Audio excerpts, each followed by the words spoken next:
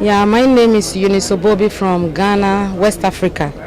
Yeah, I have visited Hyderabad to show what Ghana have. I'm having all varieties of wood carvings, antiques, anything that is properly handmade from West Africa is here. I'm inviting the whole public to come and have and see what I have here. They will see whatever they want, the collectors will see whatever they want. Everybody should visit here. I'm here up to on the 17th by the end of the show. A lot of people haven't seen this product from West Africa before, so they are excited to see what Ghana have. Yeah, they are all handmade and they are wood. It's not clean. It's a wood carvings. I have painting from Ghana, wood carvings. I have profile. I have basket, all varieties of handmade from Ghana.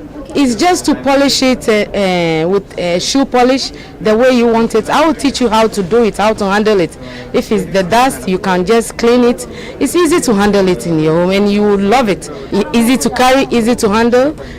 It's something nice to decorate your hall or your office or anywhere you want to decorate as African way. That will bring different to you. That's it.